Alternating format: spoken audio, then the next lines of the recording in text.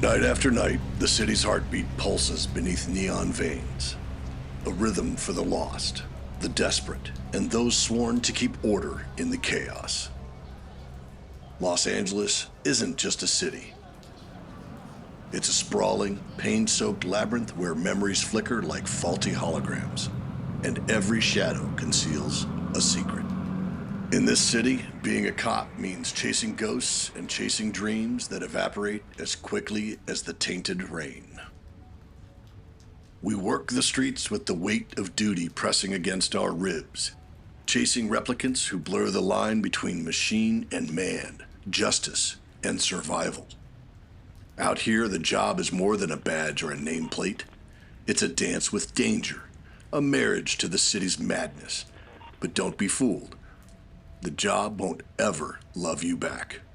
It'll take everything you've got and leave you staring at your own reflection in the rain-slicked glass, wondering if your memories are real.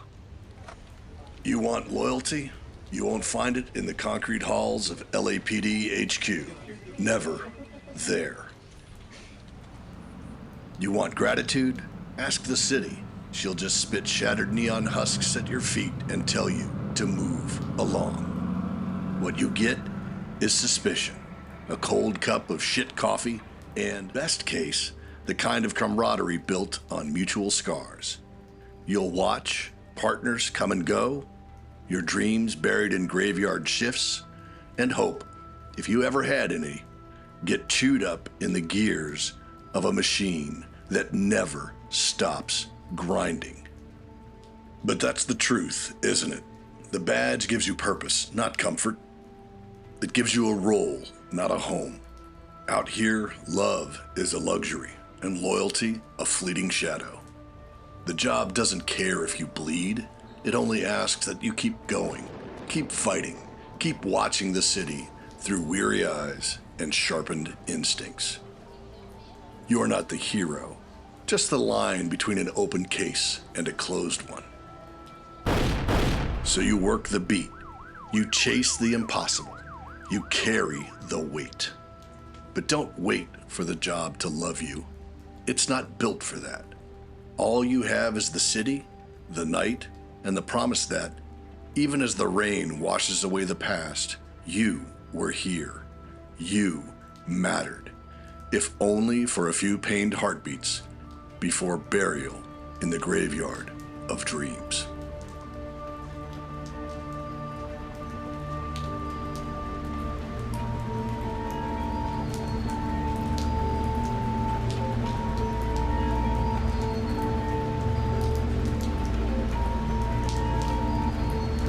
Hey guys, we're live for our first session, our session 0 of Blade Runner, where we're going to explore a little bit of the darker side, the seamier side of LA, the far future, or not so far future perhaps, with all the advances we've got going in AI. I'm Griffin Barber. I'll be your game master for this jaunt and sojourn into replicants and dreams and memories, and law enforcement as well. I've been an author, I've been a gamer for 40 years. I've been an author for 12. And I'm really excited to bring this heavy duty crew onto this Twitch and play this game with them. None of them have actually played Blade Runner before. And we're going to be running through the initial scenario that's provided in the starter kit from Free League Games. It's an amazing setup. There's a lot of cool mechanics in this, and we're going to be creating characters tonight for the first time. But first, I want to make sure that we introduce everybody else. Again, I'm Griffin Barber, and I'll be your game master for tonight. And we'll start off with Branden, if you'll tell us a little bit about yourself and places people can find you and your history with gaming and what character you're playing in the game. Yeah, so howdy y'all. My name is Branden Laredo. I am a actor and voice actor. I am also a veteran. I was serving in the United States Air Force for 6 years as a broadcast journalist.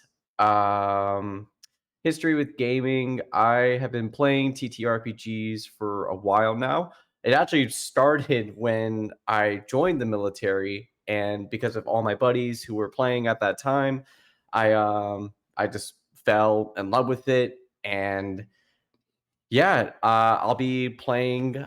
Gotta find her name or their name. Excuse me. Serial number AN9-1.11.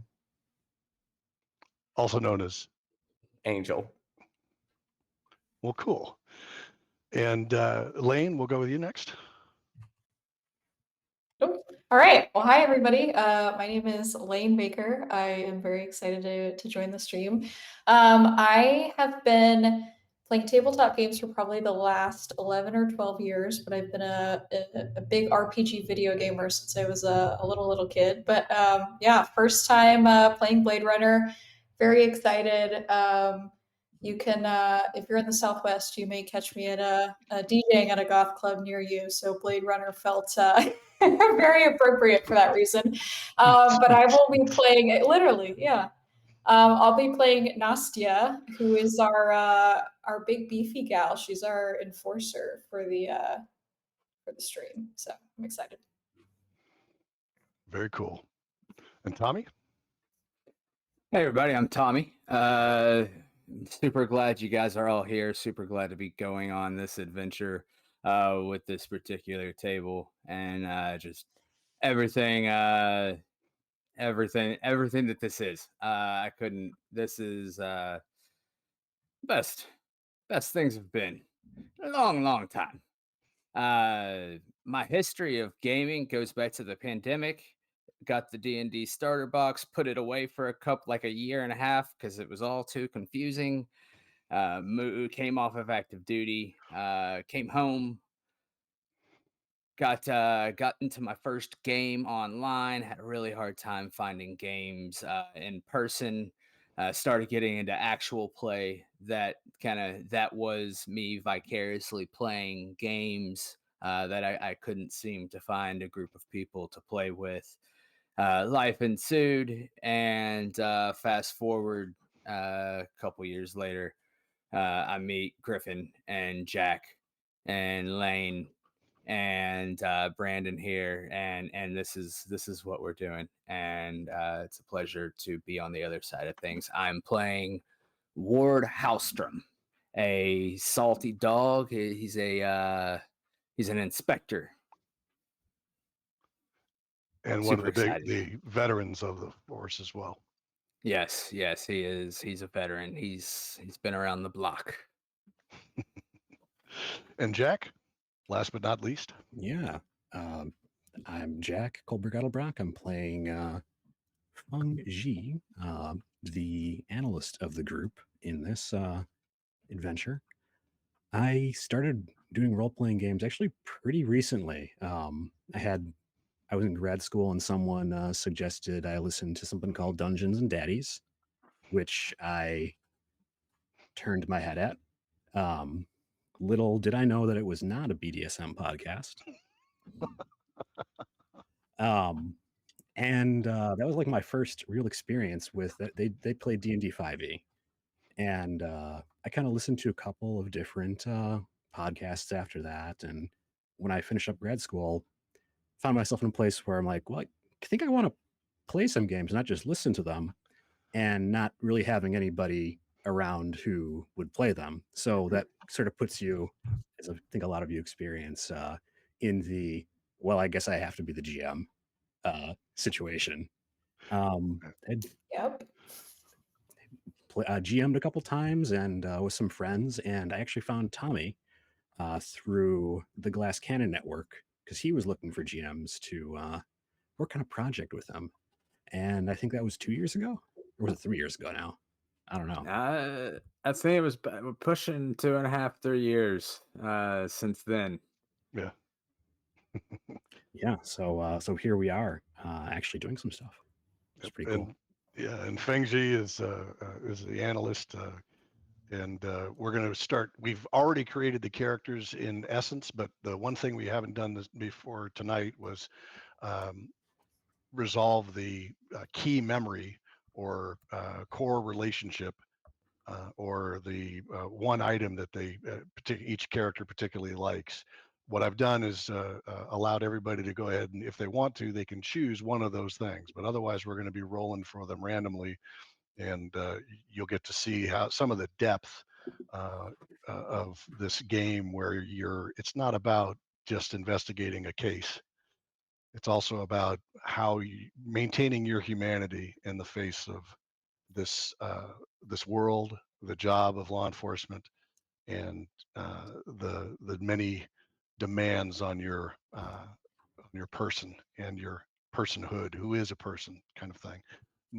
Very much taken straight out of the original films, and even Philip K. Dick's amazing story "To Android's Dream of Electric Sheep," and that kind of thing. So there's quite a bit to be had here, and some fun details that I may drop about some of the things that are interesting to me. Yeah, And I'll Griff, try and get out is there a prepared. reason that you wanted to run this particular thing, or that you So might one be of the things I didn't suited to mention, do so? yeah, one of the things I didn't mention is that I was a cop for 20 years. So when it comes to some of these aspects of the game, I'm hoping to some of those aspects of it, I should say.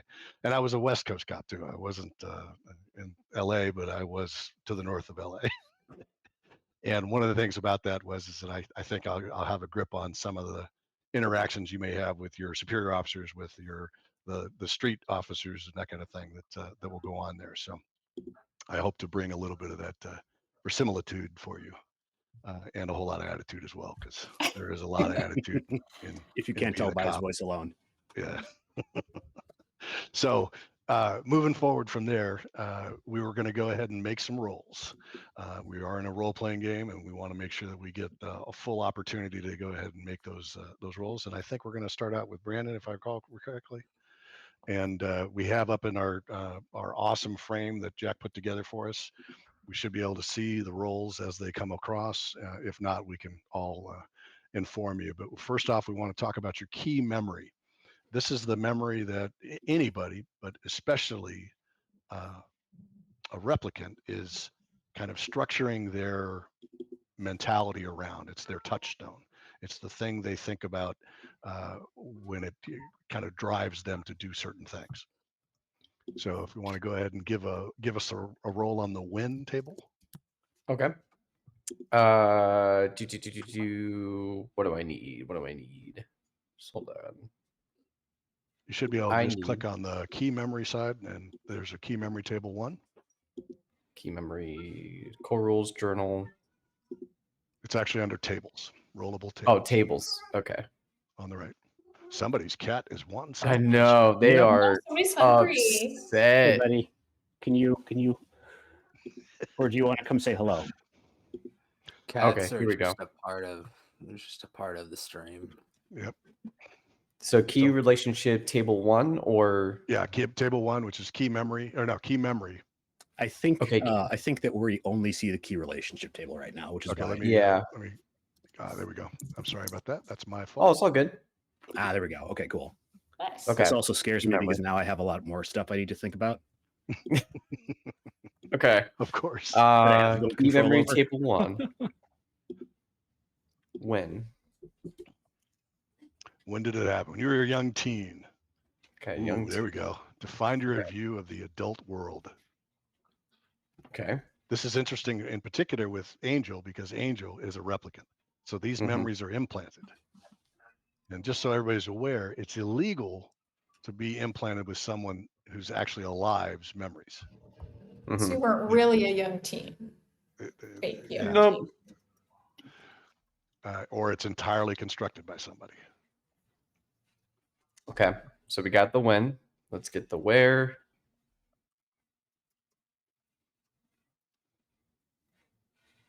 Okay. Housing projects.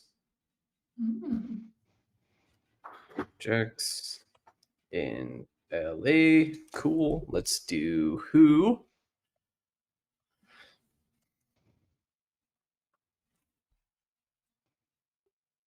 What is it? I didn't see it. Oh, interesting. Another cop. Oh, another cop. Okay. There you go. Another cop. All right. Let's see what we got. Gotta go back. Who? What? What do they do? Okay, interesting. Oh, Took part in another no. battle. Oh. Cool. Or massacre. All right. Yeah. Oh my gosh. So what we'll do is after you've finished up rolling those relationships or the key memory, we'll come back to you so you can kind of formulate what it is that, how it is that actually comes together for you. Okay. Right. Let's do how. How did it make me feel? Wow. Oh no. Wow. Okay. Shameful. If ever, just in case people can't read. You know what? I'm cooking. I'm cooking All right, here. cool. Cooking.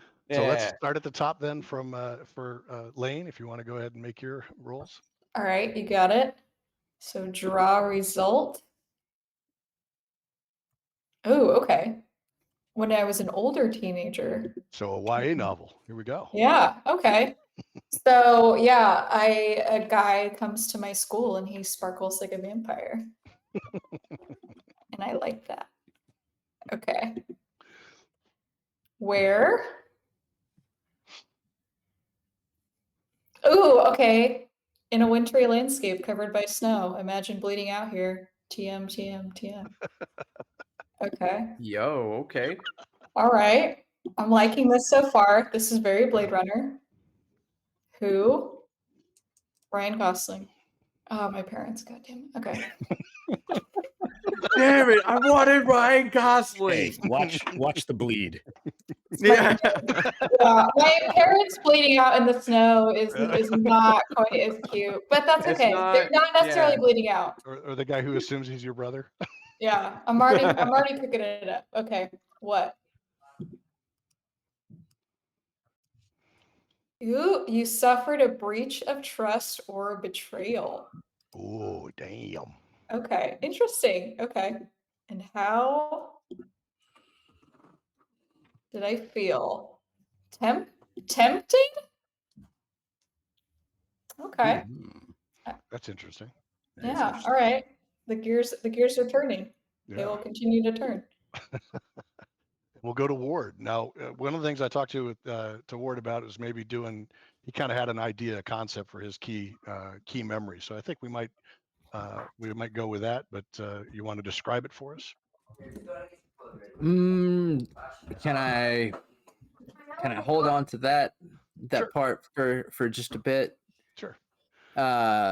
Basically, I guess what I've done though is I've already done my key memory, but I still need to do my key relationship. Is that right, Griff? Yeah. So we'll wait on Okay. that then, and we'll come back around to it. Let in a me minute. I am double checking here just to make sure we hit all the. Yeah, I think we hit it all. We're good. All right. So yeah, we'll come back to you then, and in a few moments. Oh, no, I'm sorry. We were gonna do how it made me feel. Oh, that's right. There we go. That's right. We left. I wanted to leave something to the dice here, Right. so let's draw result. Right. Haunted. That's right. That's right. Yeah, That's fits. right. Ooh, that fits. That's it. Yeah.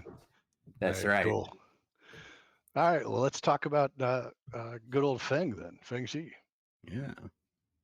All right. So we'll roll on when. Young adult. All right. Wonder if Feng and Nastya knew each other.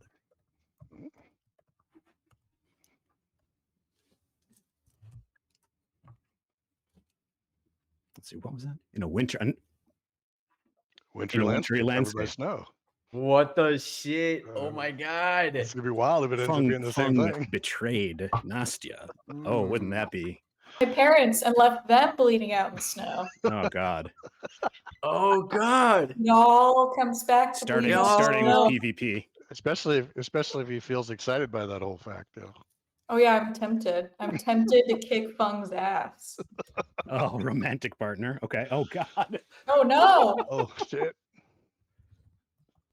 You were cheating on them. Oh my god. We were high school romances, and then you kill. Okay, I'll shut up. Let's see. What?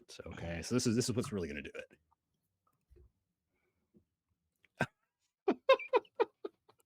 Oh wow. Ooh, I'm pretty- okay. Oh God. Very Okay. similar. I mean, it could have been the same winter, right?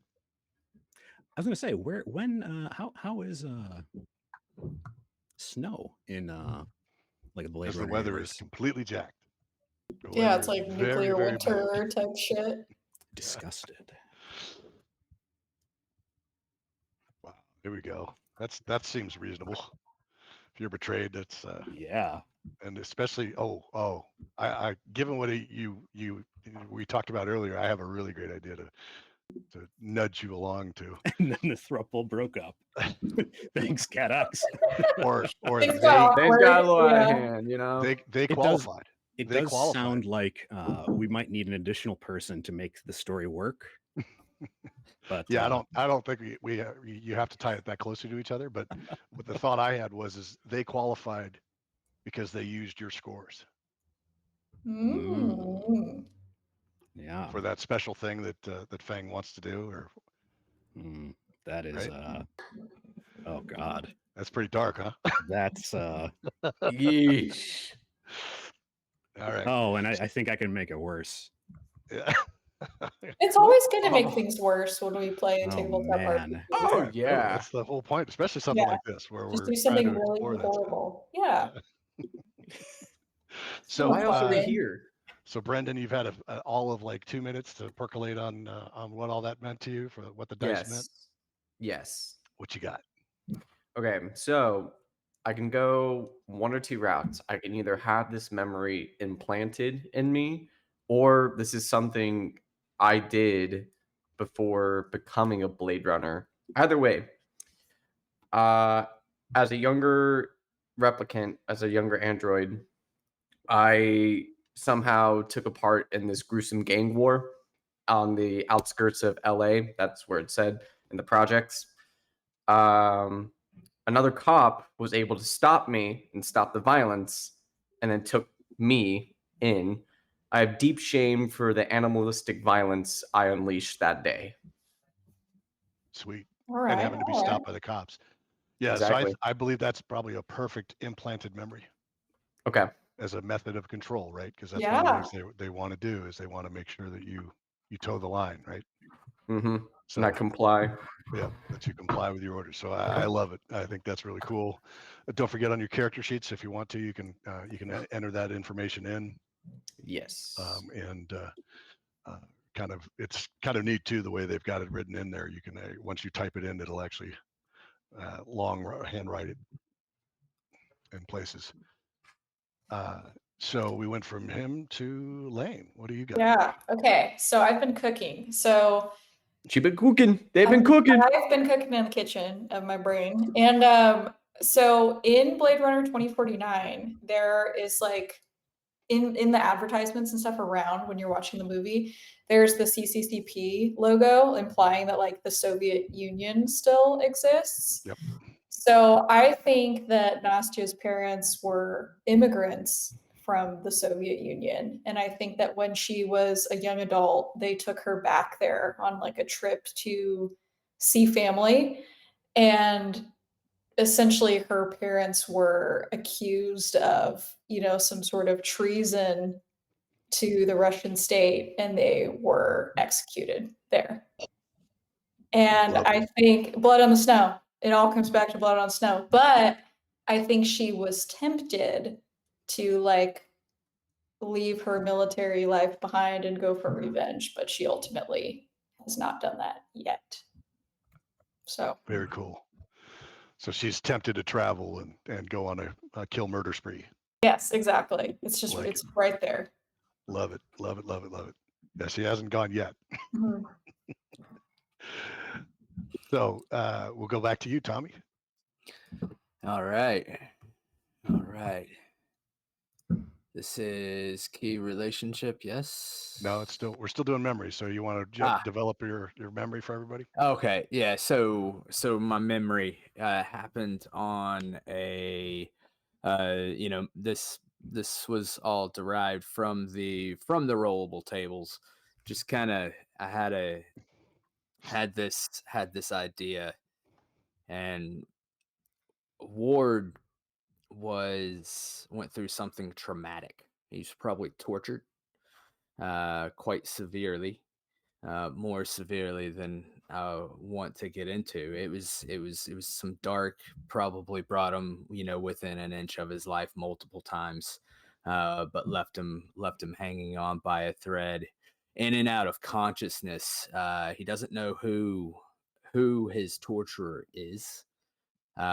He understood, it was implied that it was because they feared he was a replicant. And as he's in and out of consciousness, he sees horses in the stalls of this barn that he's being tortured in.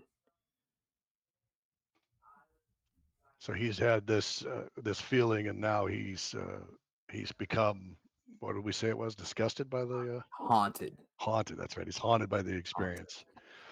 And interestingly enough, here's a guy who is now the most experienced Blade Runner in this investigative group that has been a Blade Runner for a while, and he's haunted by his experience of being tortured because somebody thought he was a replicant. Damn.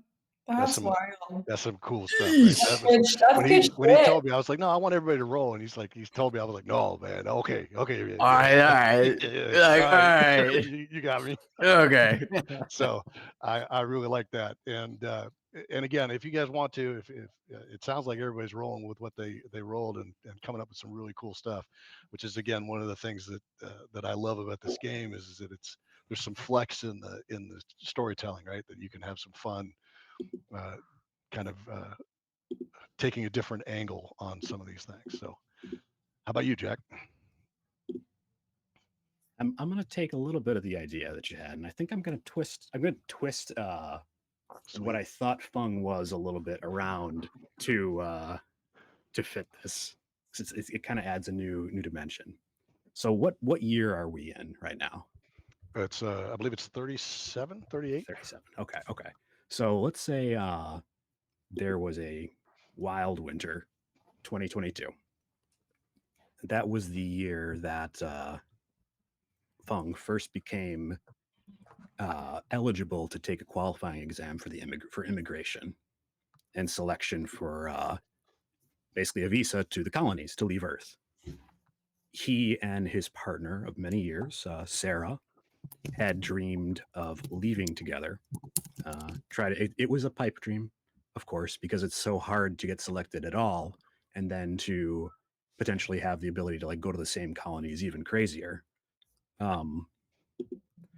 And Feng's a really smart guy, probably too smart for his own good. He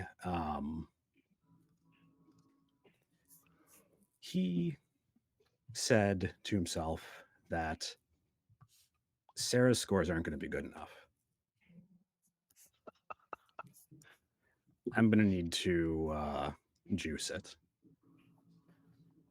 And we can think about how that happened or what exactly he did in the end for later.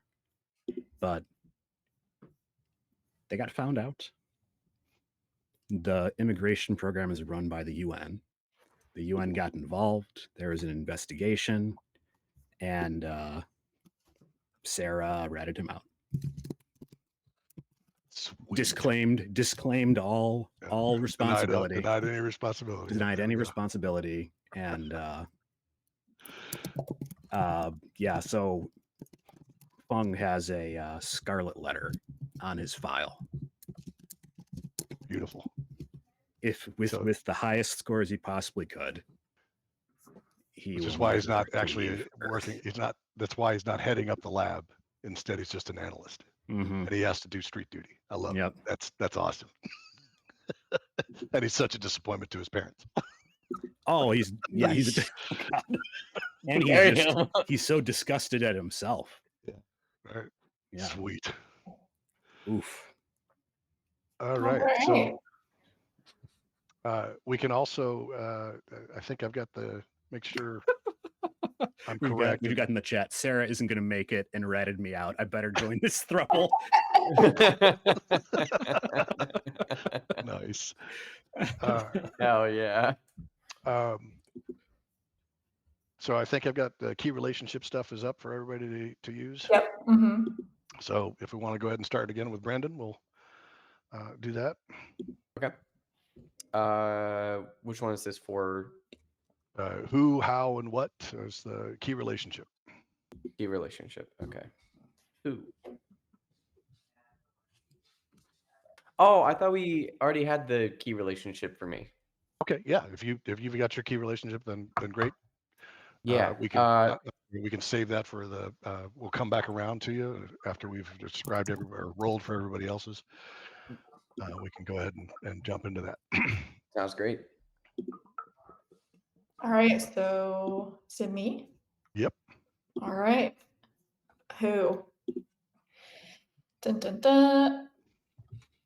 Oh, interesting. Oh shit. I was not expecting that. Okay. That's cool. Yeah. Okay. Suspect. All right. And how is the relationship? Is straight. A strange relationship with a suspect. This is Oh my god. Were they a suspect to begin with, or did you become estranged because they became? Maybe it's the that's parents. what I'm thinking. Well, no, my parents are blood on the snow, but maybe let's Or see. father figure or mother figure. I just I can't be your father. Okay. They Obviously they want you to quit your job. They don't want to okay. Actually, okay, no, I don't even need a minute to think about it. It's like her uncle who knows that her parents were murdered for treason. And I know it should be a suspect, but I don't know. I gotta think about it. Okay. I think yeah. I thought I had something, but I don't. I'm gonna shut up now. So let's go to Tommy and go ahead and give us a roll on your who, how, and what. All right, here we go. Who is it? Superior. Uh-oh. Uh-oh. That's it. All right. How is the relationship?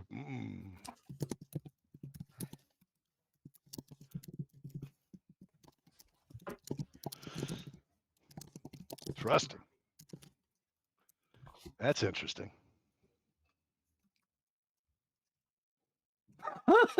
What? So damn.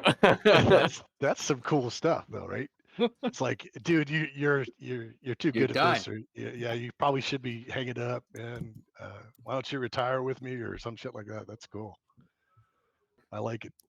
That's some fun seeds there. Go ahead, Jack. All right. Who?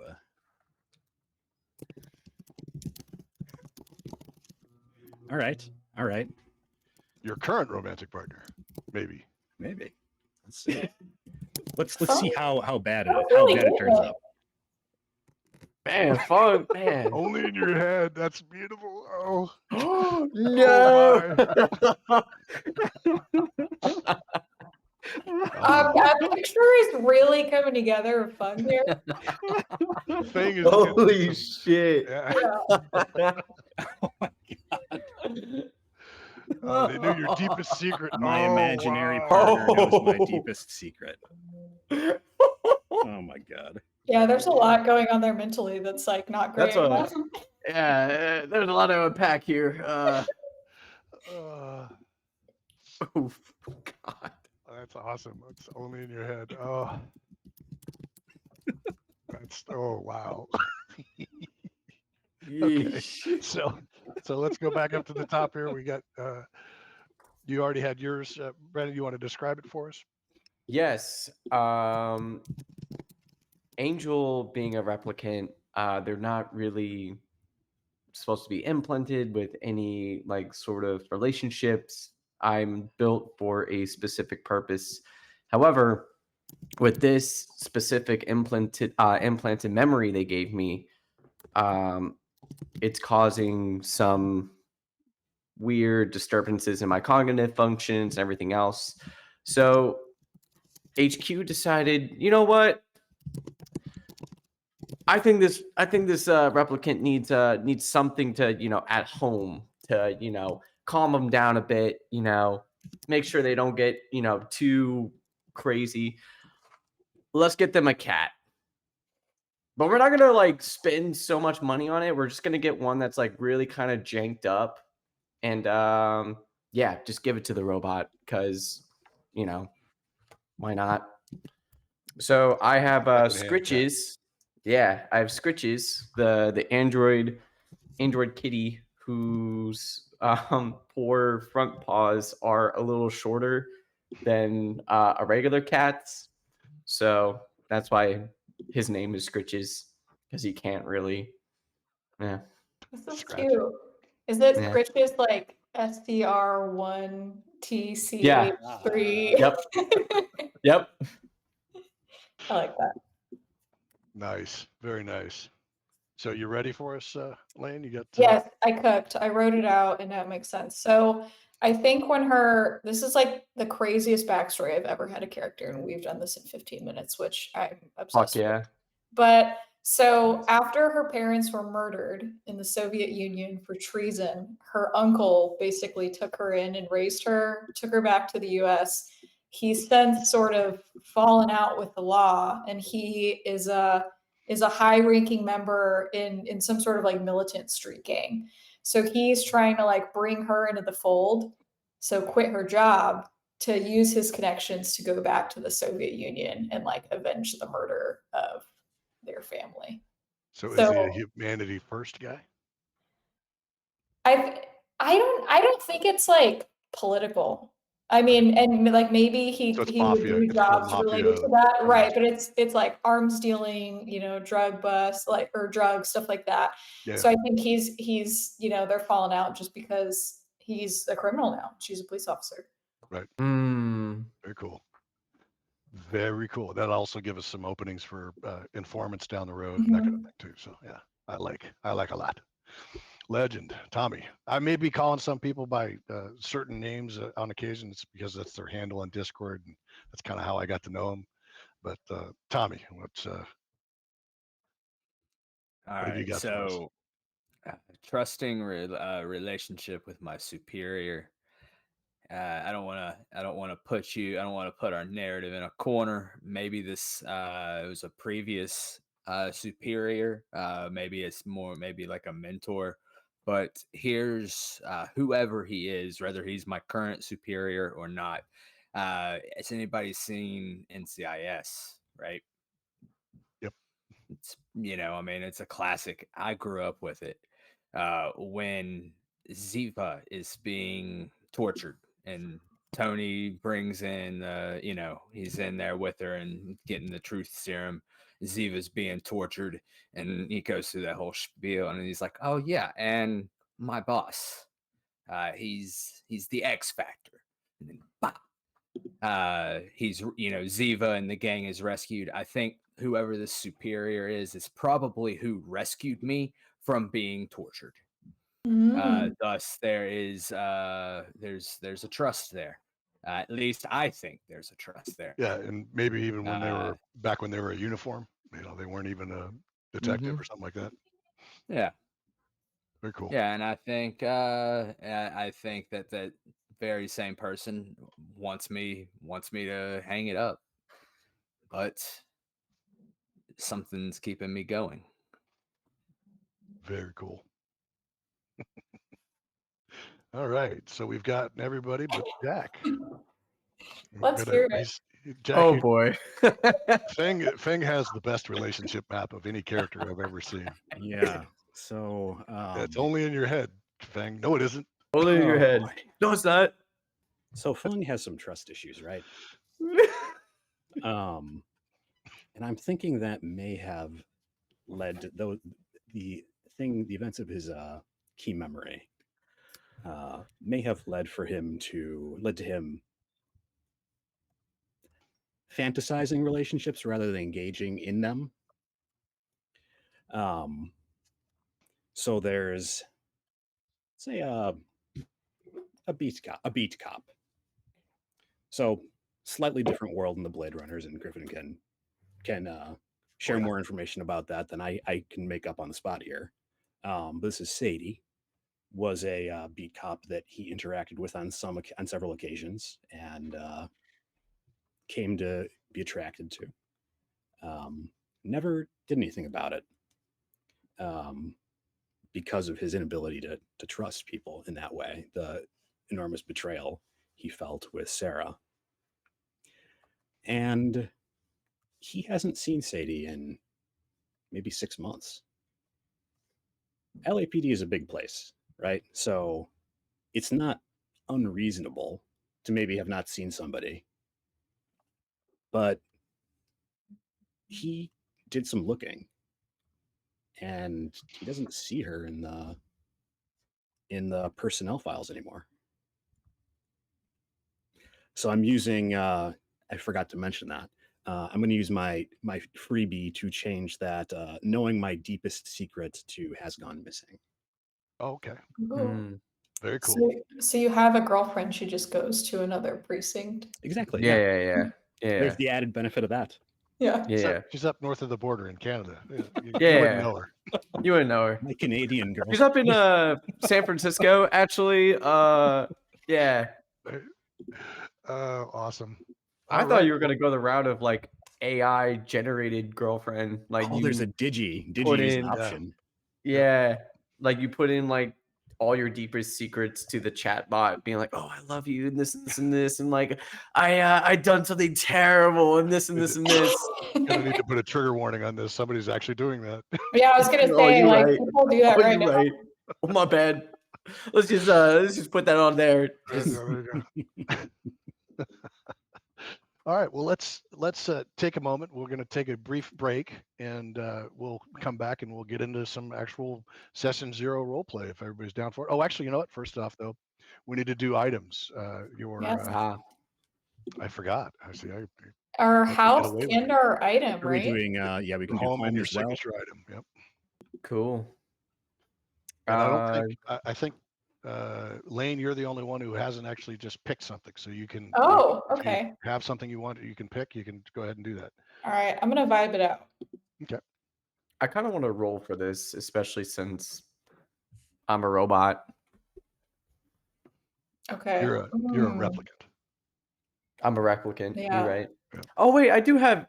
It's right there. A secondhand Animoid pet. That's what I'm saying. You already picked. I already got one. You right. Yeah. So the only thing you do need to roll those on your home.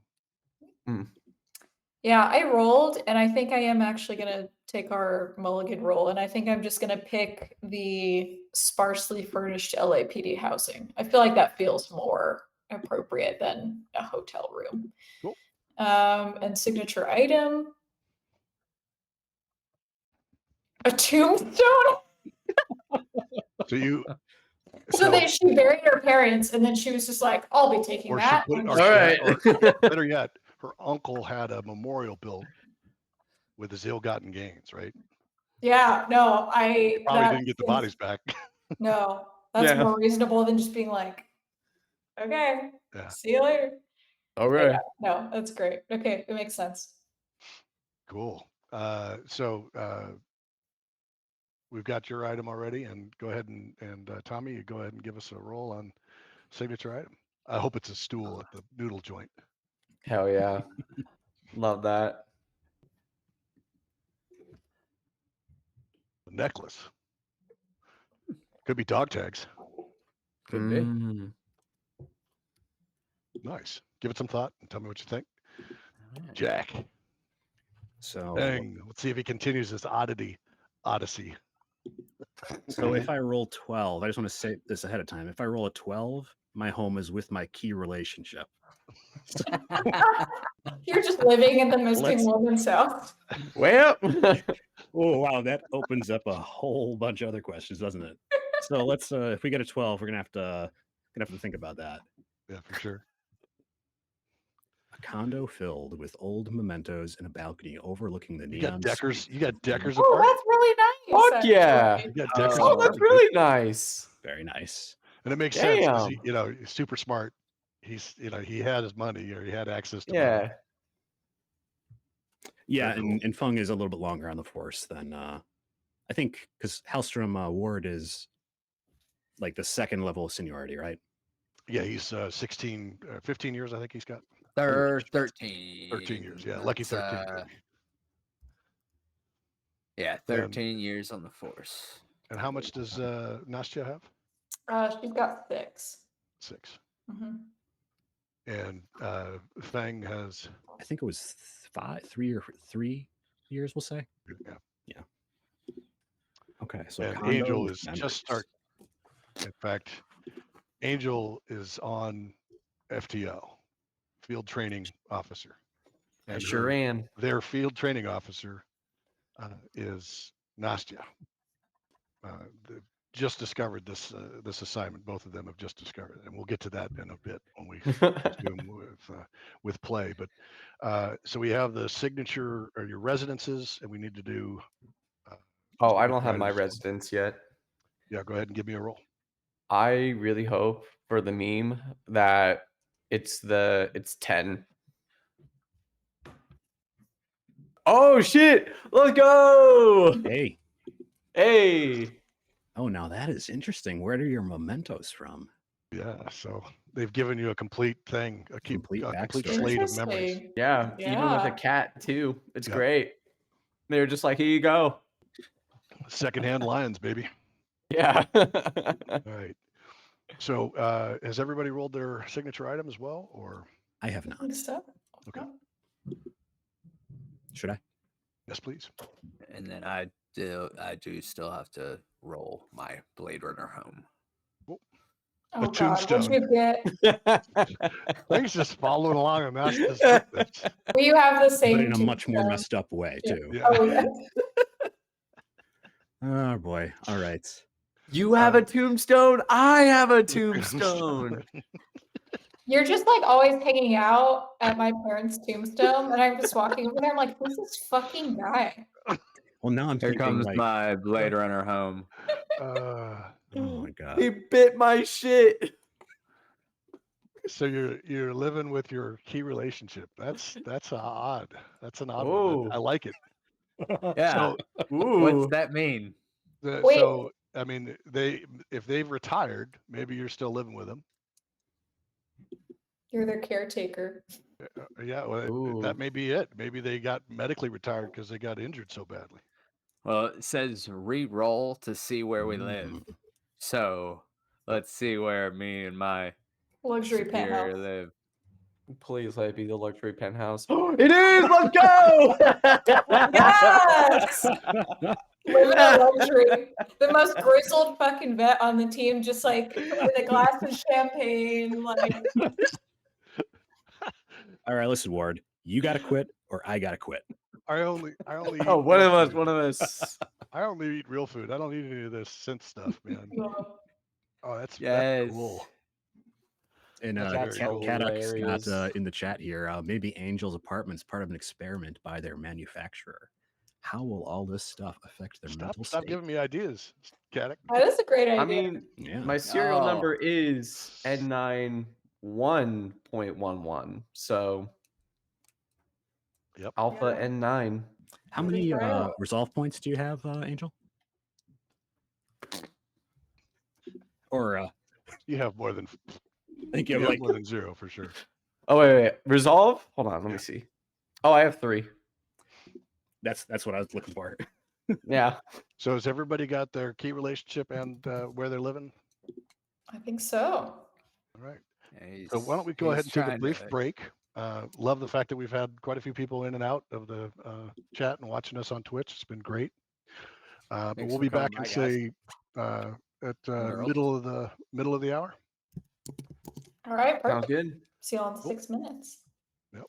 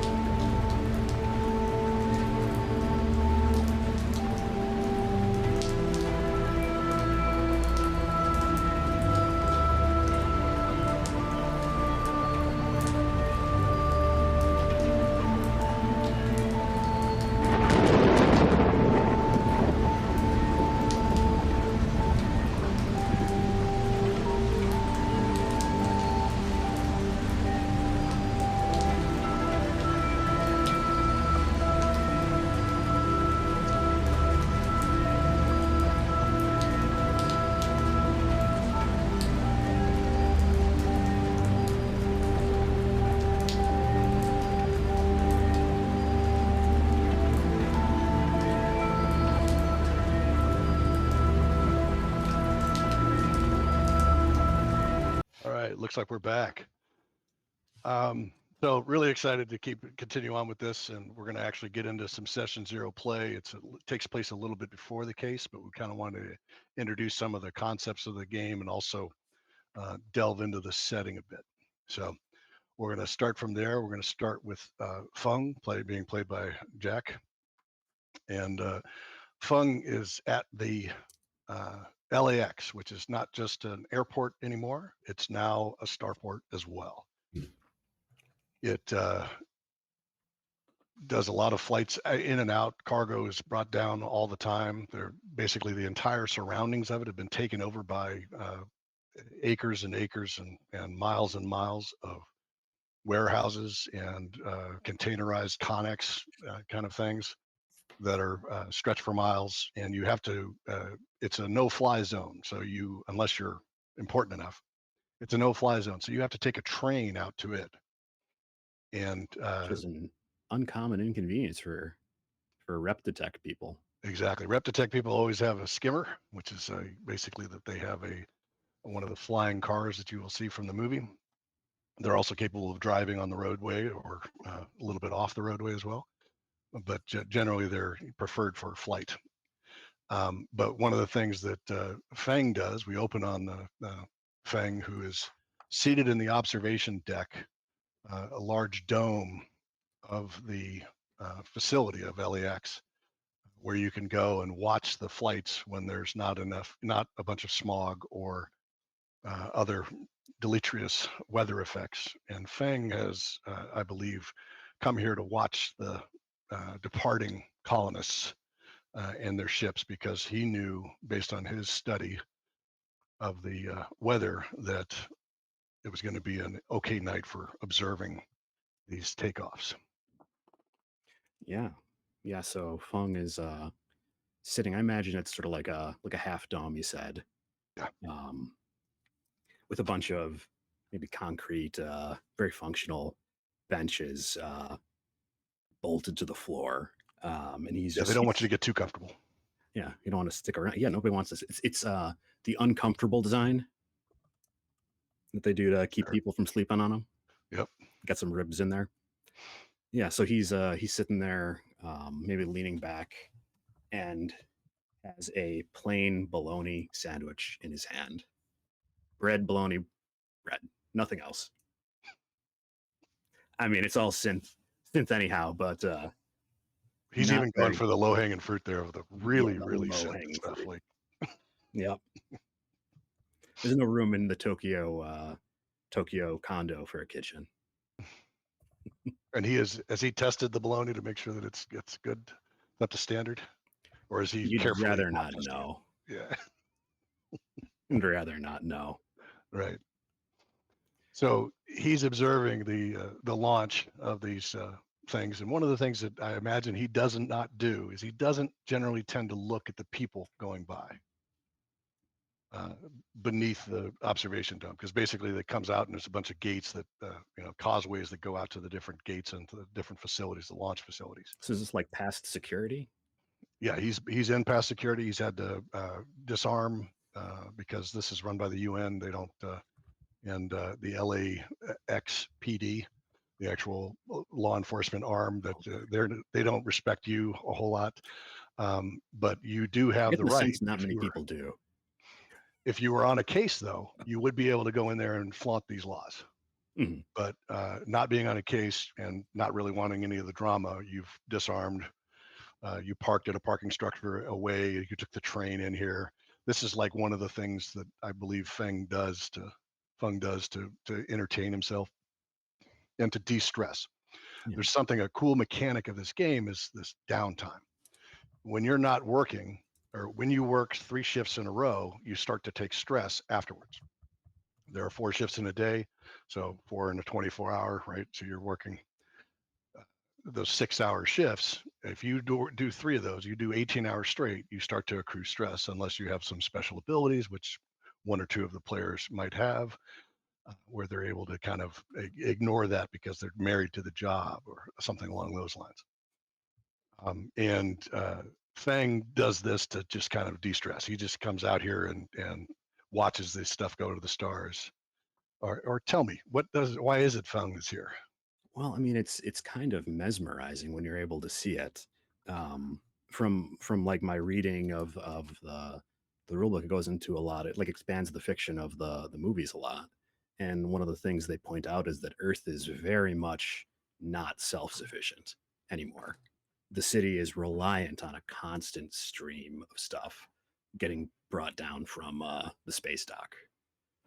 So you can, it looks like I imagine it looking like a highway, a two-way highway going up and down with these. I mean, I struggle to imagine what these things would even look like, if they're rockets or Some something. of them are rockets. Certainly, the ones that are carrying the heaviest of loads are more recognizable as a rocket. But other ones are more shuttles. They're spacecraft that also can work in the air, in the atmosphere. In fact, they have overcome a lot of the different requirements, but for the heavy payload stuff, until they build the space elevator that they've been talking about for hundreds of years now, or 100 years now, until that gets built, it's brute force and get it up out of the gravity well.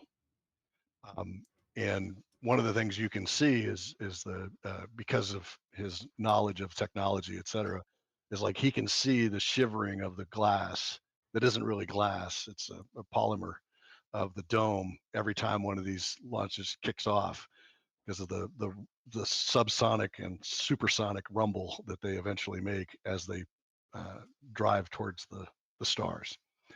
Many of them are actually going to the moon, which is really much more of a spaceport for the entire system, and then for the Tannhauser Gate, and for the other gates that lead to other systems, places that no one but colonists will ever see. And he knows that he will never see.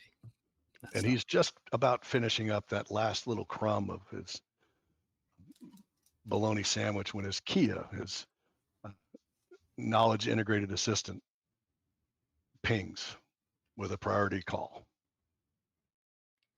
And so he'll look down and cue it up, and Feng, he'll say, It is a curtly, recorded message, and it's never mind. indicating that yes, you're to report to HQ as soon as possible for a briefing on a new case file. Okay. It So says with the rep detect chief, which is something you haven't had that many experiences of. okay, so usually I'm a little bit further removed from that level of. Okay. So I assume you follow. You kind of have to hurry if you're going to get there in time. Yeah, because you said I have to take a train back to the parking building, garage. Yep. parking garage. Yeah, he'll crumple up the not brown paper bag, because nobody has wood. Toss away a paper bag. Yeah, synthetic paper. He'll crumple up his synth paper, toss it in a trash can, and I think this is just like a mesmerizing thing for him, and that's why it's de-stressing to him. It just takes his mind off of everything else that's going on normally in his head. So he's walking along the motorized causeways and heading back. The moving walkway is now ending. Walkway. Yeah, exactly. And going the other way are all these amazing specimens of humanity, those that qualified for the colonial program. You assume that many of them are replicants, but you can't be certain. Why would they decant them here if they could decant them in space or in situ? But perhaps because Wallace Corporation is headquartered in LA, maybe that's why they're doing it. What's Feng's response to seeing these beautiful people on their way to their destiny? That I think that Feng is staring at his shoes for the most part. He will hazard a glance up, maybe like just with his eyes every once in a while, and then at the shadow of eye contact, he will look away. And it's hard to say if it's sadness, more sadness or more resentment. His face is a little bit difficult to read. So it's a mix of both, but what's predominating in this moment is there's just so much tied up in that for him. He was meant to be one of those people going the other way on the moving walkway.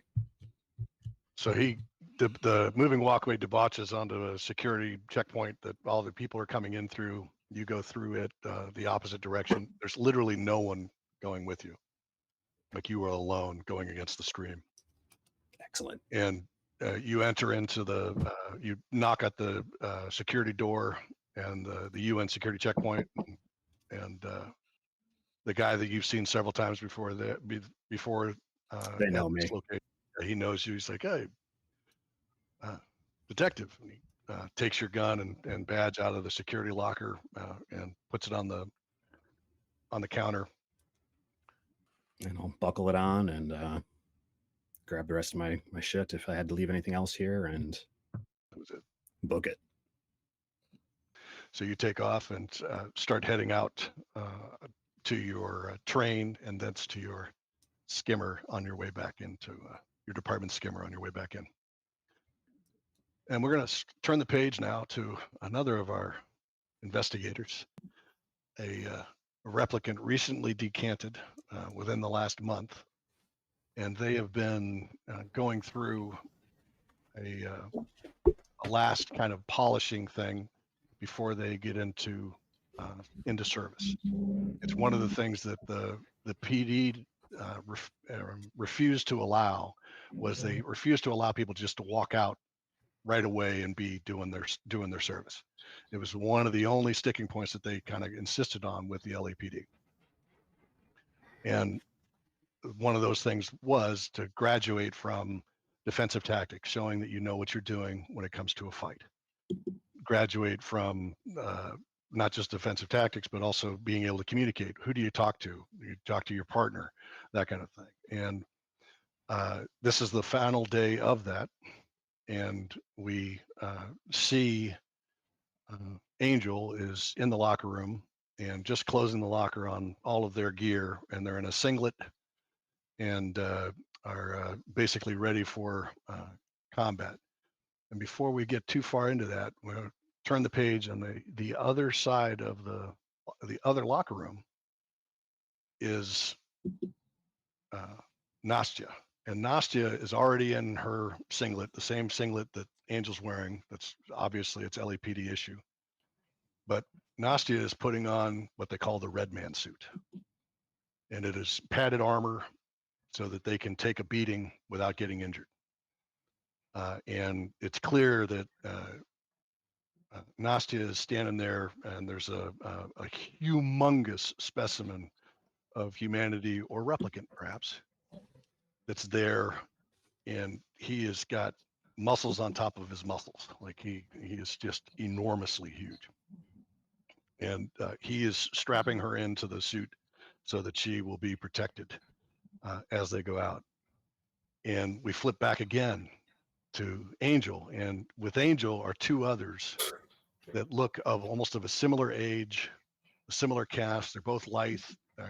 They're both well built. There's just the tiniest bit of uncanny valley about them, where they're too similar. They're too attractive. Their movements are the same, that kind of thing. But they're not. You wouldn't notice it if you weren't Angel, who notices these things. So Khan and Jess, and they've been with you in this last phase of your training. Both of them are pretty good. You're better, you're more agile, but Jess is definitely smarter than you. Okay. Angel sits at like a solid 5'7". They, as you described, very lithe, almost like a dancer, slim toned. when you look at their face, they have like flowy dark hair that like sits right at their neck, and they have both feminine and masculine traits about them.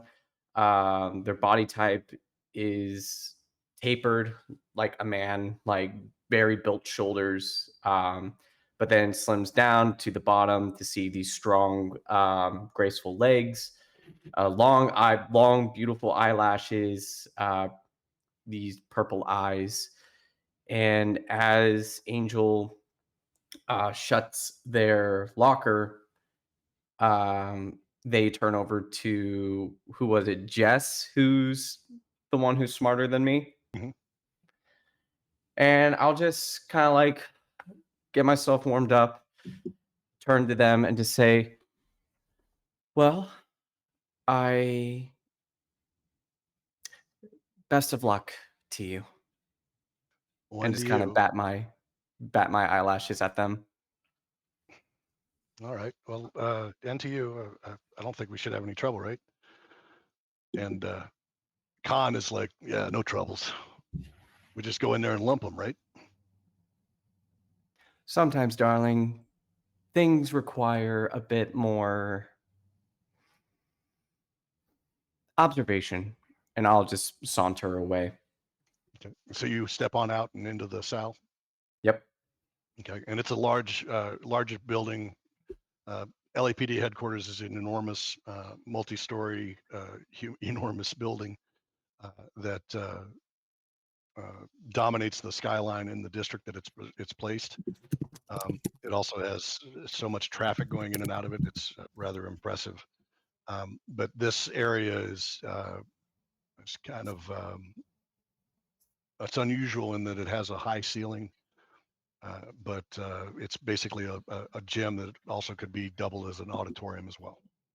Okay. You go out there; it's all covered in mats all the way along, all different sides of it, including the base of the auditorium, or the base of the stage at one end. And the instructors are up there, and it basically inform you that this isn't necessarily just about kicking ass and taking names. This is also about communication. You will be assigned to a partner, and that partner will be responsible for either cover or as backup. The third person will be the backup, and the initial person will respond and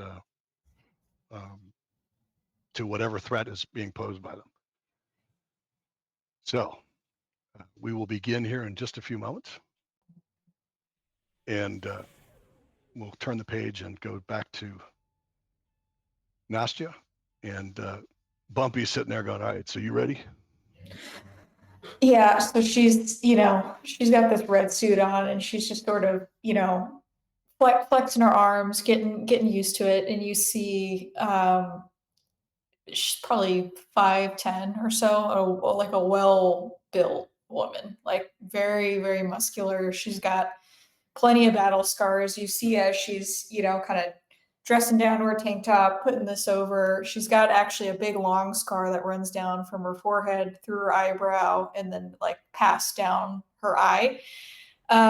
She's got black hair and this like shock of white or gray hair that like just goes down the side. And she is like, couldn't find anybody else for this today, could you? Well, I mean, you said you wanted to see what this new recruit was made of, so I figured I'd make it happen. Yeah, I just, they hit hard and I can deal with it, but it's I'll give him something to run for the money. Khan is also in a red suit. Or excuse me, not Khan. Bumpy is also in a red suit, and Bumpy's like, oh no, I'll deal with the big one. Yeah, it might be good to take him down a peg, but I trust you to do it. I'll take Angel on. We'll see what we can get out of him. Okay. Yeah, we'll take care of that. The big thing though, we want to make sure that we observe whether they communicate, because if they're communicating, they still might pass even if we knock them out. Yeah. As long as they're doing everything they're supposed to be doing, we'll give them a pass. I'm going to say right now, I don't think Khan has got it. He does not think with anything other than his muscles. No. So, you know, back in the day, we would have just given him made sure we had a cattle prod to put him back in his cage, so we could use him for critical incidents and stuff. So maybe we'll put him take him out of rep detect and put him into something else. But for now, anyway, I'm talking about some stuff I shouldn't be talking about. All right, let's get it together. So he's like, he slaps you a couple times on the red man suit to make sure that it's all is secure, and then you walk out. So meanwhile, we turn back the page, and Angel, Jess, and Khan have been put outside of the gym in the waiting area, and they say, "Okay, Jess, you and Angel, you're going in first." Copy that. And Angel, you're the contact officer. So you go up and you actually make contact with the person, and they are going to make up some shit. They're going to say some stuff that they, whatever it is, they may threaten you, they may not threaten you, they may take a stance, at which point you will take whatever action is appropriate for that stance. If they take a swing at you, of course, all bets are off, right? Copy all. Okay. Use of force is required, yes. Well, there are varying levels of force. You may be able to talk them down, but I doubt it. It's still a percentage. Exactly. So, you ready? Ready, sir. And Angel just cracks their neck, gets warmed up. They open the door. You go on in. The lights have come down, and there's a flickering light of a siren, and a siren is blaring in the background. And it sounds like you're outside of a nightclub because there's a bunch of noise and racket, and you see a very large, what looks like a female figure in a red man suit. Okay. And they have what appears to be a bottle in their hand. Okay. Yeah. I think she's stumbling around a little bit, for the performance of it. Okay. And there's a guy who's not in a red man suit. And he comes over. He goes, "That bitch is crazy, man. She's got all drunk and she's fucking threatening to kill people and stuff. You got to take care of it. Come on, get in there. Take care of it." Calm down, sir. Everything will be all right. I'm gonna go take care of this. Okay, you go sit down over there. My contact, my other officer. Do it now. Come on, get over there. Don't worry, sir. My officer over here will take care of you, and I'm gonna What the fuck are you saying about me? Fuck. She's gonna fucking kill you. You're fucking. I want to specifically make sure that individual goes to Jess as I directed him. So yeah, Jess goes immediately, and she's like, "Okay, yeah, go, no, sir, come over here, And Jess makes sure that she's out of the way. Okay. That the then bouncer or whatever's out of the way. I would like to use a insight check on this individual in front of me with the bottle. Go for it. Okay. So how do I do that? So on your character sheet, insight. Mhm. I believe. Okay, great. Yep. Roll. Cool.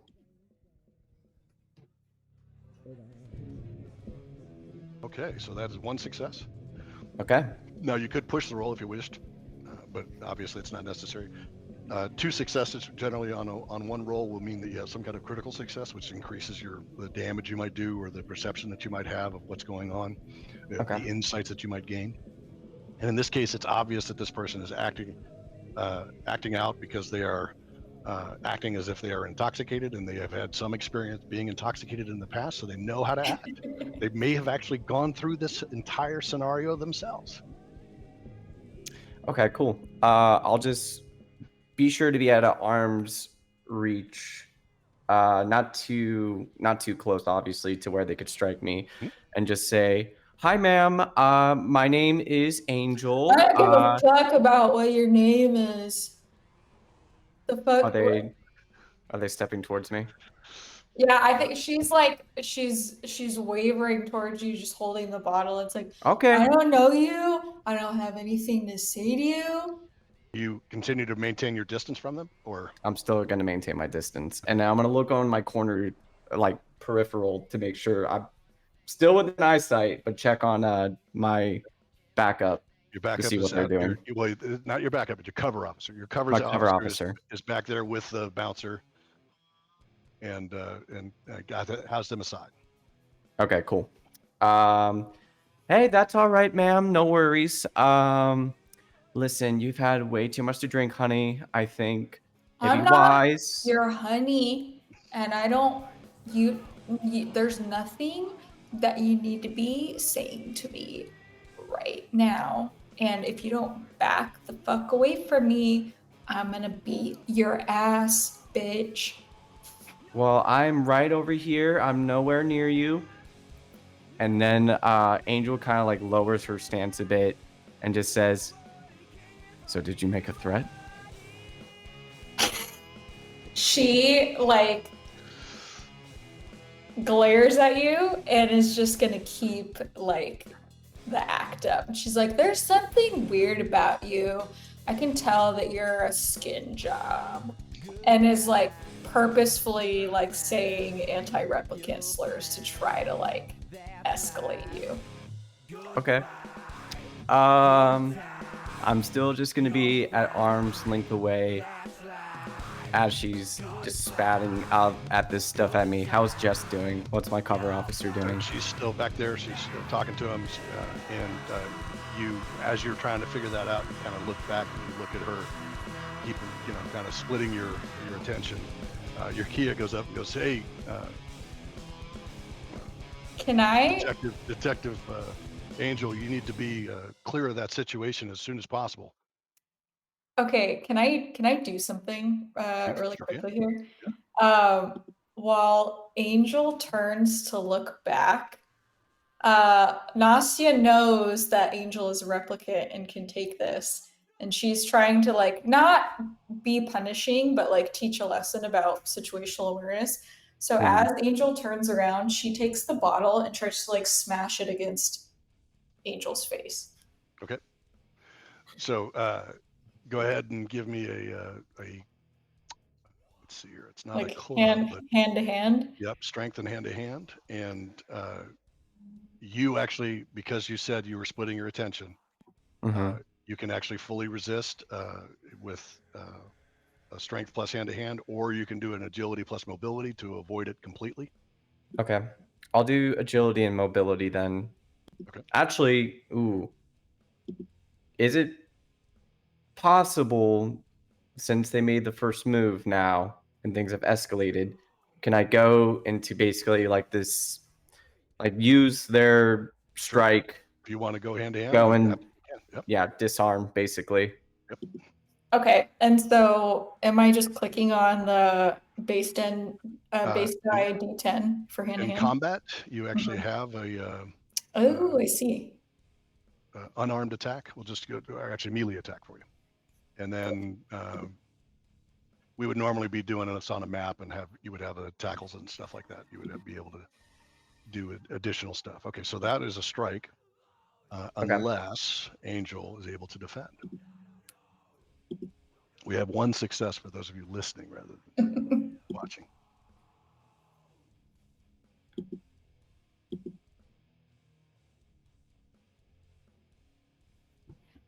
And Angel had one success as well. And the defender wins. So, Okay.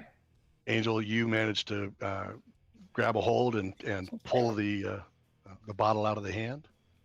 Yeah, And- it's basically when she like goes to strike, I'm gonna use her strike, pull her around, and then wrench her shoulder while holding her arm, like bringing her down to my level. Right. She like nods almost imperceptibly at you as you do that. And as I'm pushing her shoulder, I'm just gonna say, "Do you comply?"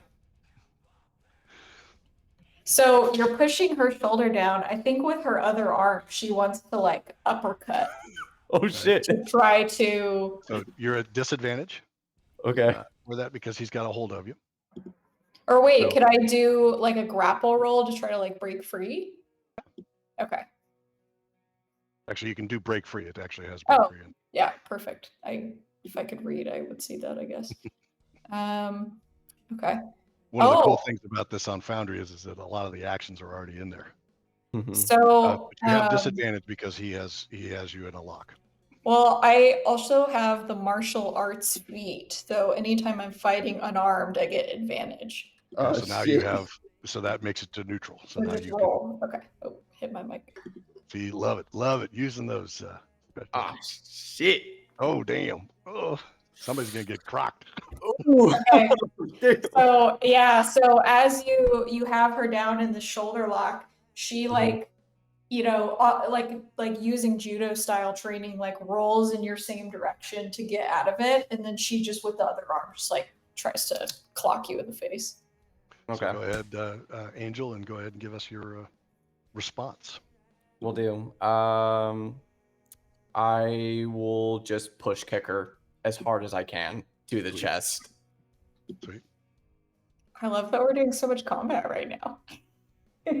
Damn. Okay, so defender that wins. Okay, so basically, you Angels, you basically just you feel the fist just flying right next to your nose, like just you're so close. Yeah. And you kick off of her, and you manage to launch yourself. So you give up your grip on Nastya, and then you land on your feet, and you're back here a little bit, and you hear Jess going over the air, backup, we need backup. Khan, where the hell are you? And in comes Khan. And it's on. Bumpy shows up as well. Bumpy goes rolling out, and the fight is on. But that's a brief introduction to what the combat is like in Blade Runner. We didn't actually do any damage to each other, which is Yeah. a miracle. Yeah. But it also shows you how capable you are as individuals, because Nastya almost clocked you, even though you had her in a grip, right? Yeah. So we turn the page from Feng this. would probably be unconscious right now. Yeah, Feng would be dead.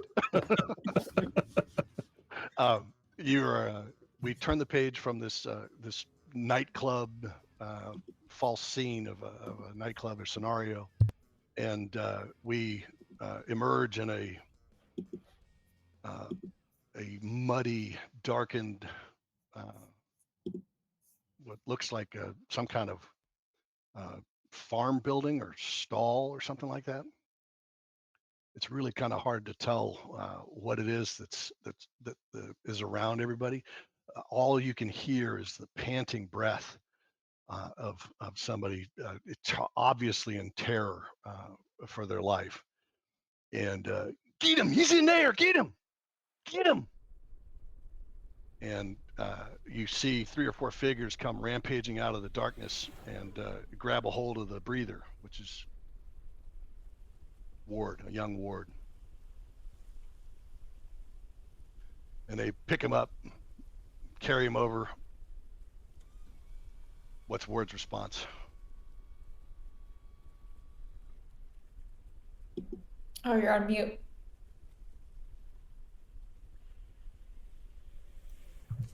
He kind of just goes like, he's kind of groggy at first. He hears them coming. They grab the breather, and he just they grab him, and he just he's got nothing in him right this second, and he looks back at the stall, and he sees the horses. And, what are you staring at? Somebody punches him. Filthy skin job.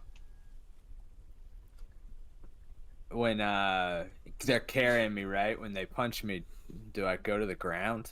No, they've got 2 of you got you held up, and the other one's slugging you. They basically just kind of carried you out into the center of the barn. Yeah, I'll just take it. And again, they keep calling you a skin job. They're like, we know you are. That's not your memory. They hit you again. How would you know that? Thumping on you. Just takes it. Savage beating. And they keep saying again and again that how would you know that? How would you know that? There's no way you would know that. You're a filthy skin job. And does he know what they're asking for? Why they're talking about, what memory they're talking about, that you said something? How does Ward know? I don't think he has a clue. And that not just because he's, not fully there in this moment, but as I think about him as a character and in this moment, like, he has no idea what they're talking about or what they want. He's a Blade Runner. Lives the job. So they're thumping away on you, and you're, you know that you're going to be peeing blood for the next couple of days, the way they're working your body over. And you're just getting lumped, and the peering out through your bloody eyes and your swollen eyes, you see the barn door creak open, and they're standing in full uniform as an LAPD uniformed officer, and he screams out to stop, and the two of the guys turn to look at him and kind of freeze, but the guy that's beating on you says, "Fuck you, this is a fucking skin job." Bam, bam. He doesn't have any fucking rights. And the officer raises his gun and shoots him right between the fucking eyes. He's him out. Oh my god. And that's the last thing you remember, because you slowly sink to your knees and you waken, sweating, trembling. I think you see the trigger of his, are they still called PKDs? Yep.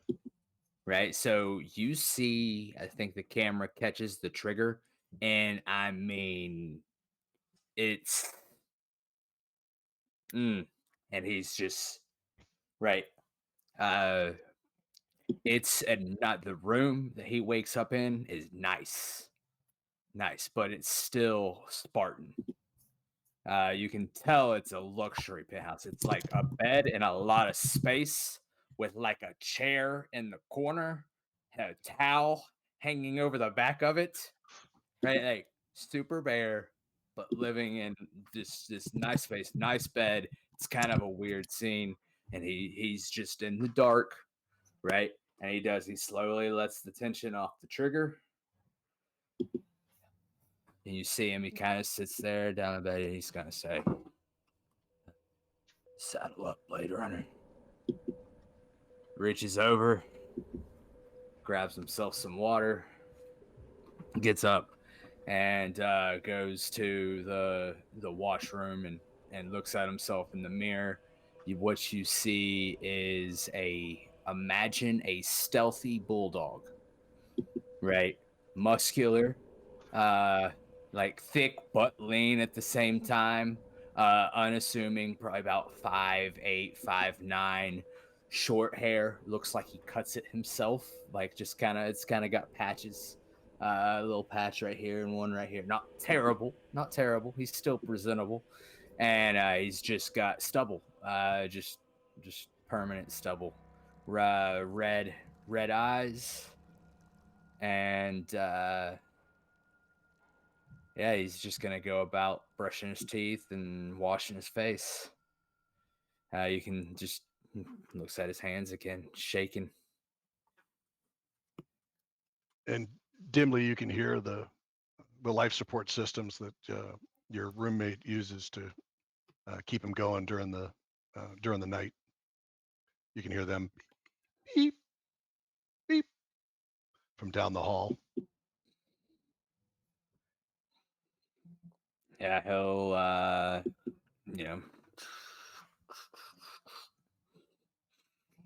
goes out and I mean he's probably sitting in a bed, he's probably asleep, and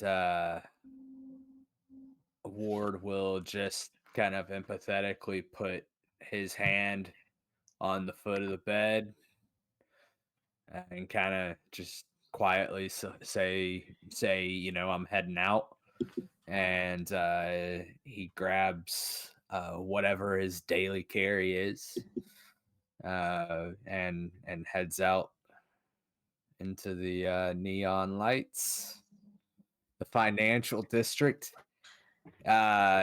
He's probably gonna walk for quite some time. Wherever he parks, is it Spinner or what are they called? Spinner, yeah, Spinner. Spinner, yeah. One of the things that's beautiful about this luxury apartment is that he actually has a parking space on a balcony. Like He doesn't park there. he He just doesn't walks park there. out. Okay. No, he parks. He deliberately parks as far away as he can. And he forces. He's it's just part of his ritual. So he will, whatever that walk looks like. It's like a ritual for him. He just kind of goes through the motion. Yeah, he doesn't park. And then does he turn his key on, or he doesn't even bother turning his key on, right? Oh no, he'll turn it on. He'll Oh, he turn does? it on. Eventually. Okay, so he gets a couple of messages saying that Chief Holden wants him pronto. Yeah. As soon as he gets in his spinner, like he walks, as soon as he gets into his spinner, he turns. It's the same thing every morning. Okay, so he gets into Chief his Holden. spinner and he's going to head on over to the office. Yeah, he's Okay. heading. He's not getting. Or He's not hungry. No, he'll stop and get himself some noodles. Right.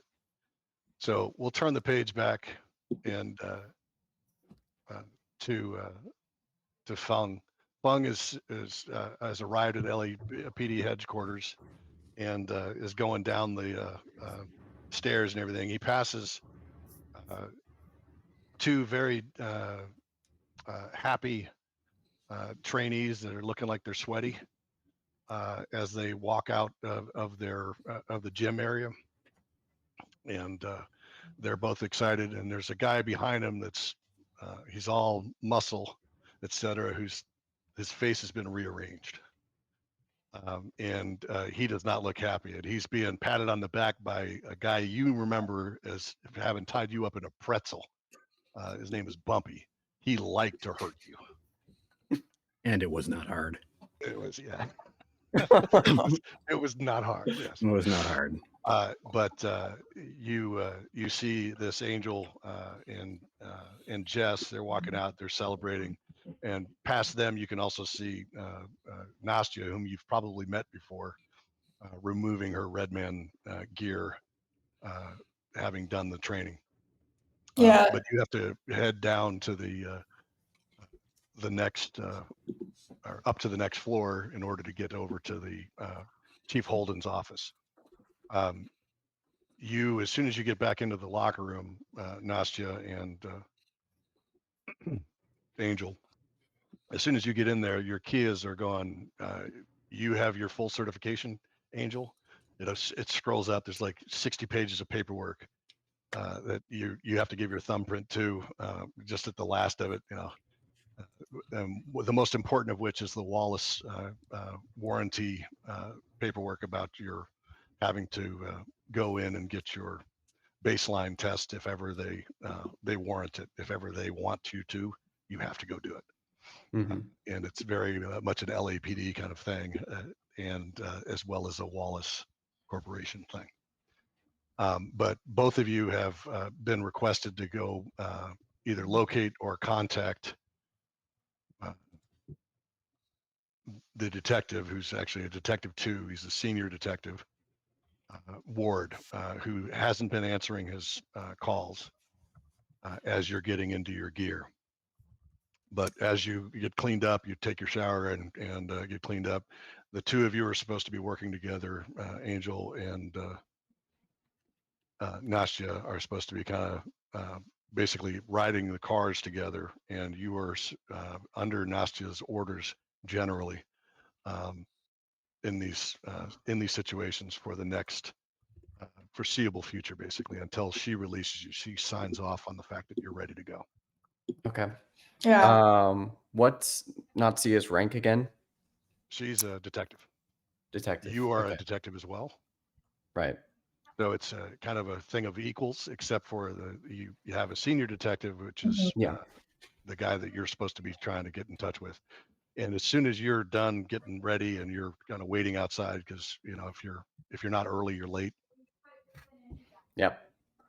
You're outside waiting on Nastya to come out and join you. Your Kia pings again and says redirect. You're supposed to go up to Chief Holden's office. Okay. Yeah, I'll wait still for Nastya to come out since she's my supervisor. Yeah, I think, Nastya's just taking her time to, get red suited, take a shower, get cleaned up. She gives Bumpy a pat on the back. Good job for rearranging, I think it was Khan's face. But she walks out and gives Angel a look. She's like, "Do you see the new ping? Going upstairs?" Yes, detective, I did. And you see Angel's clothing is not like a typical detective. They're wearing like a very tight, like black crop top with like a like overshirt that like reveals like open shoulders, black tight leather pants with combat boots, and then a belt. They'll just answer, and like a little bit of like mascara on their eyes. Yes, detective, I did see the new orders. Do we go up there now, or are we supposed to find this detective Ward, was it? I mean, orders are orders, so whatever the most recent order is where we're going. You guys don't get cold? I see. And no, detective, I usually Okay. Well, this- she you do remember my primary designation, right? Yeah, I don't know. I just wonder about these things sometimes. She kind of, takes her arm around you and is like, "Let's go upstairs." But as she's doing that, she's like, "Hey, I know you probably don't care either way. Skin job comment is just a part of training. If we're gonna be riding together, I'm not gonna be saying that shit to you regardless of how you feel about it. Regardless of whatever your training is. I know it probably doesn't even matter to you. I'm just saying it for me, but just so you know." I understand. Great. And you see like the gears are like current turning for them of like, what am I supposed to say in this? Oh, right. And I thank you for your vulnerability. She openly rolls her eyes like, "Let's go upstairs." And this is an opportunity, Angel. Go ahead and give us a connections roll. Okay. Yeah, she's really just trying to be like, "I'm not gonna call you a slur, like, even though you don't care." Connections roll. Damn. Okay. So one of the things you've done in the last 2 months while you were training is you have really, really tried your damnedest to make yourself kind of amenable to everybody and talking to folks and using what gifts Wallace Corporation gave you to the maximum. And so you What can I know a say? little bit about Nastya. Nastya is hardcore.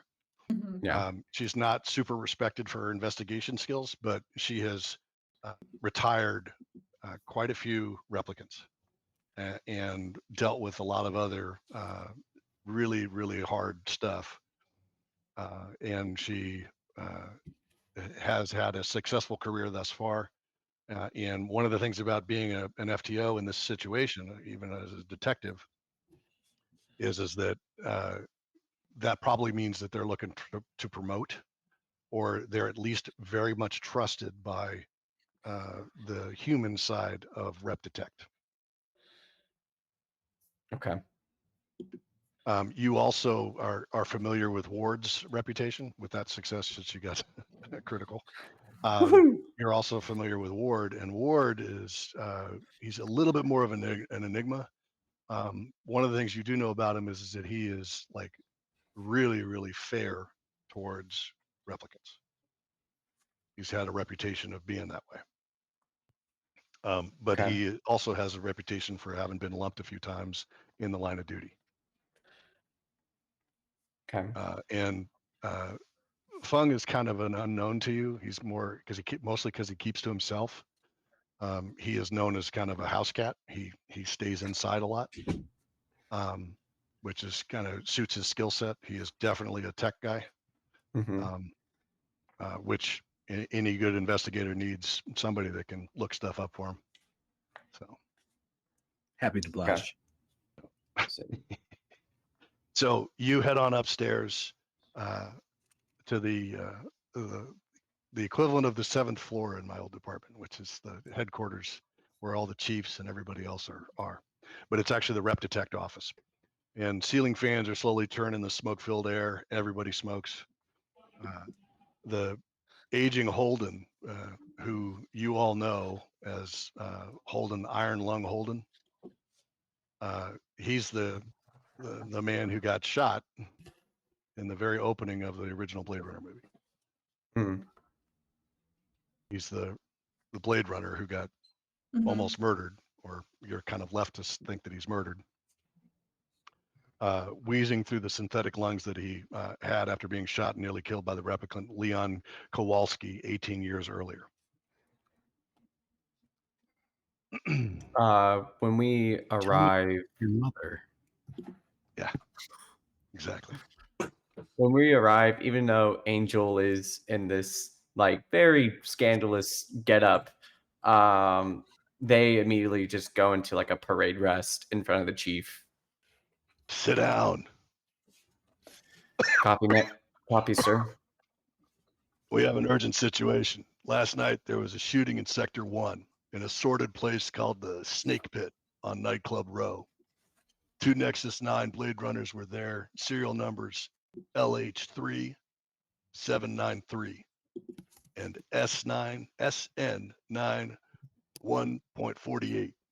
Code names Leah and Sandor. Maybe you've seen them around. What's their designation, chief? Both of them are general use models.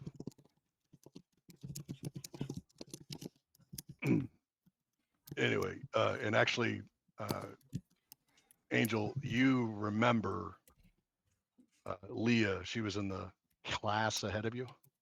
Okay. And you knew she had some issues. Sandor was shot dead, and Leah is now missing. We have no idea where she is. And he shows you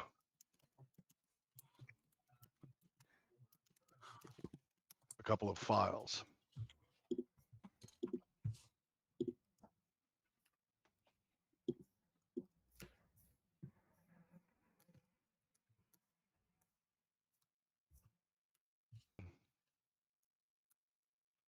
That's Deputy Chief Holden. Okay. Shit. Oh yeah. Oh yeah. And then shows you the file on Leah. Okay.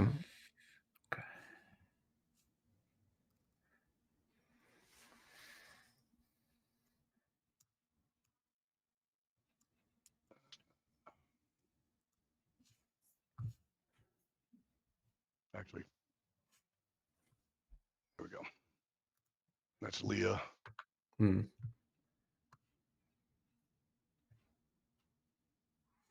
Combat recon.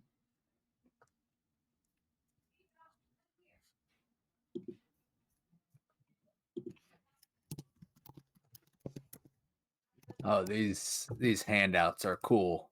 Aren't Yeah, These they? are this is really so cool. Yeah, sick. you've got their These are really cool. fingerprints. Yep.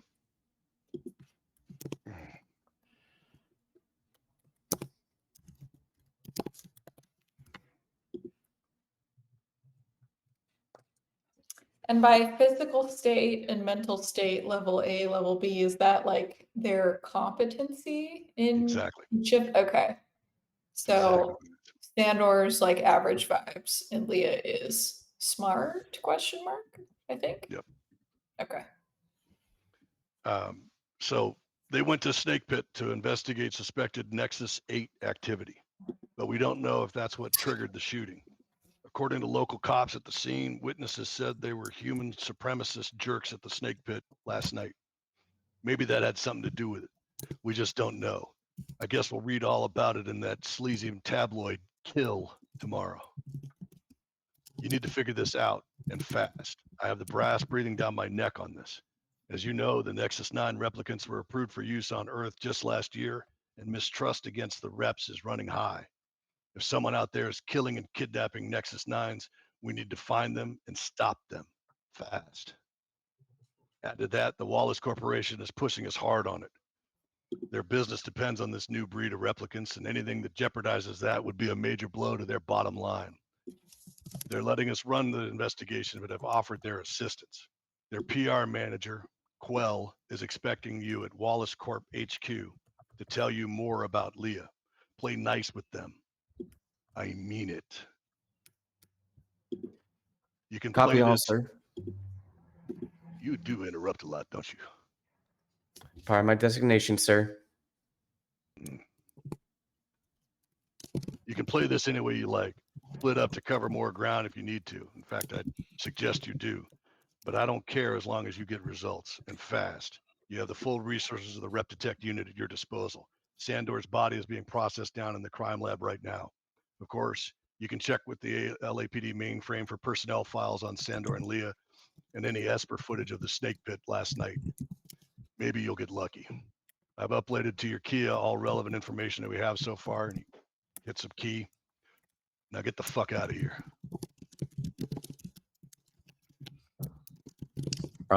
Angel will get up, go into a full position of attention, salute, and then, yeah, just walk off. And as everybody leaves, Ward, hold on a sec. Chief. How's Johnny? How he is. He's still trying to push you out? He not doing a whole lot these days, but yeah, he's trying to tempt me with that place up in the financial district. Gotcha. Well, let me know he's all right, all right? Let him know I'm thinking about him. Horrible what happened. Yeah. Yeah, Chief, I will. Keep on this fucking case. Don't let that fucking replicant do anything stupid. And the Is that analyst, what his he's not, FPO's for? the analyst doesn't have a whole lot of street time. Maybe you can season him up a little bit. But I'm not here to train, Chief. I'm here to solve the case. I That's got why you. you gave him an FTO. All right, man. Whatever. You do you.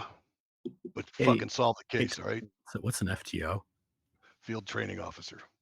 Thank you. That's what she is, yeah. That's what she is for Angel. And on that note, I think we're approaching that 2-hour mark pretty close. I hope everybody had a good time. This? I think we're gonna call it right there. Playing it down to the second. Jeez. Yeah. You know, this is a very great Damn. opportunity to bring up, Griff, that I didn't bring it up in the moment. There was a colleague of yours, or maybe not colleague, but we have Endurance 10 here. Griffin, this is James. I just want to let you know that you're one of the best GMs I've ever played with. Oh, Oh, that is James. That's cool. That's James Jackson. He's an awesome player. Really good buddy of mine. Left him behind in California. He shout out to James, man. Cool. Well, thank you everybody who popped in Yeah, and thank joined you. us for Thank session y'all. 0. Yes. So excited to play next week. I hope you guys had fun. Great and I job. hope man. I our had a blast. audience I had can't some wait. fun too. Yeah, he sure does, War Dog. He definitely does have a hell of a voice. Yeah, well, it goes along with this face for radio.